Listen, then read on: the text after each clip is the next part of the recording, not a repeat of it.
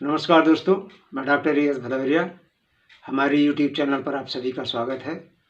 दोस्तों, प्राथमिक शिक्षक यानी वर्ग 3 की जो मध्य प्रदेश की परीक्षाएं हो रही हैं, तो 6 तारीख को जो प्रश्न पूछे गए थे मैथमेटिक्स के अतिरिक्त, उन प्रश्नों का संकलन हमारे पास है।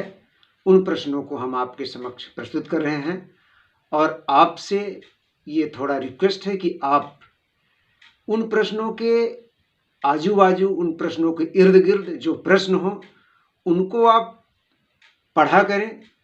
और यदि हमारे प्रश्नों से कोई पूरक प्रश्न आपके दिमाग में आते हैं तो उनको कमेंट के माध्यम से हमसे किया करें, हम निश्चित रूप से उनका उत्तर देंगे। अगर जब पूरक प्रश्न जब आपके दिमाग में आने लगे तो समझ लीजिए कि आपकी तैयारी अच्छी हो चुकी है। अगर पूरक प्रश्न आपके दिमाग में नहीं आ रहे हैं तो समझ लीजिए कि आपकी तैयारी अच्छी नहीं है।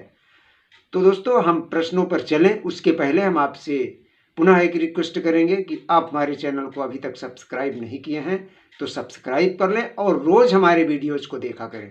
तो चलिए आइए चलते हैं अपने प्रश्नों पे। तो पहला प्रश्न है, रॉबर्ट गेने किस विचारधारा के समर्थक हैं? तो ये हैं रॉबर्ट गेने संज्ञानवादी विचारधारा के। रॉबर्ट गेने, जीन पियाजे, आशुवेल, ये सभी जो हैं ये संज्ञानवादी विचारधारा के मनोवैज्ञानिक हैं। अगला प्रश्न है, चूहे पर किस मनोवैज्ञानिक ने प्रयोग किया था? तो B.F. स्किनर ने। अगला प्रश्न है, वह बालक जो समाज द्वारा स्वीकृत आचरण का पालन नहीं करता है अपराधी कहलाता है। किसने कहा है ये? तो इसको हीली ने कहा है। अगला प्रश्न है, अधिगम पूर्ण कब होता है? ये प्रश्न 5 तारीख की भी परीक्षा में पूछा गया था। अधिगम पूर्ण कब होता है? तो जब व्यवहार में स्थायी परिवर्तन हो जाए, अस्थायी परिवर्तन नहीं।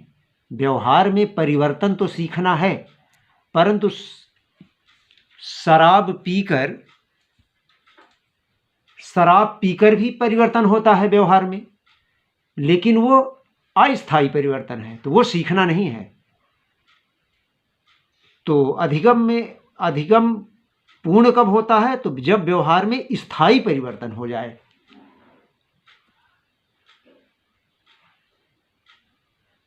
अगला प्रश्न है, बुद्धि का संज्ञानात्मक विकास का सिद्धांत किसने दिया है? तो बुद्धि के संज्ञानात्मक विकास का सिद्धांत जो दिया है वो जीन पियाजे ने दिया है। शिक्षण की सबसे प्राचीन विधि कौन सी है? तो वो अंतर्दर्शन विधि है, सबसे पुरानी विधि है। अगला प्रश्न है, तनाव एवं तूफान की अवस्था किसे कहा गया है? तो किशोरावस्था को कहा गया है। और कहा किसने है? तनाव, तूफान और संघर्ष की अवस्था स्टेनले हॉल ने कहा है। ये भी अगर हमारे आप वीडियो को देखते चलें, स्क्रीनशॉट बस लेंगे तो कम प्रश्न मिलेंगे आपको, और अगर आप पूरे वीडियोज को हमारे सुनेंगे तो हर प्रश्नों पर एक प्रश्न आपको और मिलेंगे। अगला प्रश्न है, सामान्यतः बच्चे प्रथम सार्थक शब्द किस उम्र में बोलते हैं? तो 10 से 13 माह में सार्थक शब्द वो बोलने लगते हैं। संवेदना पहली सीढ़ी है किसकी? मानसिक विकास की। मानसिक विकास में सबसे पहले संवेदना होता है। अगला प्रश्न है, अगला प्रश्न है बाल विकास का। ये चलिए देखते हैं।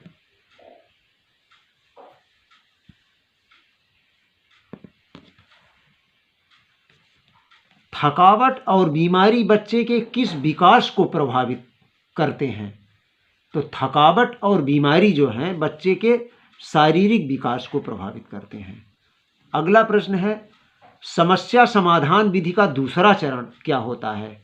तो समस्या समाधान विधि जो है इसका पहला चरण तो है समस्या का उत्पन्न होना, फिर दूसरा चरण है परिकल्पनाओं का निर्माण, तीसरा चरण है आंकड़ों का संग्रहण।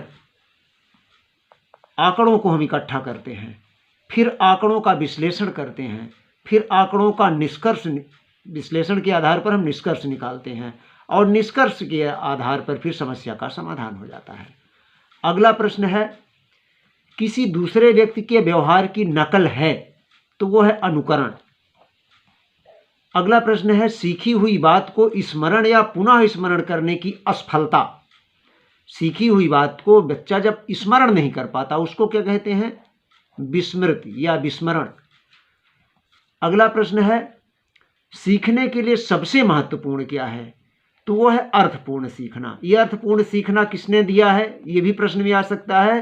तो ये गेने ने दिया है। गेने ने 8 चरण दिए हैं सीखने के। तो सीखने के 8 चरणों में एक चरण है अर्थपूर्ण सीखना, यानी अर्थ निर्माण। अगला प्रश्न है, एनसीएफ 2005 के अनुसार अधिगम है तो अधिगम सक्रिय और सामाजिक है। अब हम बाल विकास के बाद हम चलते हैं पर्यावरण के प्रश्नों पर।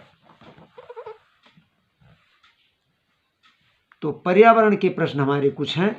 तो पहला प्रश्न है, अंतरिक्ष विभाग की स्थापना कब हुई? तो 1972 में हुई। चंद्र तल पर मनुष्य को ले जाने वाला प्रथम अंतरिक्षयान कौन सा है? तो अपोलो 11 है। तारा पर परमाणु बिजली विद्युत उपग्रह कहाँ है? तो ये मुंबई में है। अगला प्रश्न है, देश का पहला रिएक्टर? तो अप्सरा है। अल्ट्रा माइक्रोस्कोप कोलाइड के किस गुण के आधार पर स्थापित किया गया है? तो वह है टिंडल प्रभाव। टिंडल प्रभाव। अगला प्रश्न है, यदि कंपन को उसके प्रारंभिक मूल्य के 3 गुना तक बढ़ा दिया जाए तो ध्वनि की प्रबलता क्या होगी? तो ध्वनि की प्रबलता उसकी 3 गुना हो जाती है, यानी 9 गुना होगा। अगला प्रश्न है, जल वाष्प के द्रव में रूपांतरण की प्रक्रिया कहलाती है। जल वाष्प का जो द्रव में रूपांतरण हो जाता है, वाष्प का द्रव में रूपांतरण क्या है? संघनन है। लंबाई की माप के लिए एसआई इकाई क्या है? एसआई पद्धति में लंबाई की unit of length in SI system, तो वो है मीटर। और सभी पद्धतियों को आप पढ़ लेंगे। बल की इकाई क्या है? न्यूटन है। यूनिट ऑफ फोर्स क्या है एसआई पद्धति में?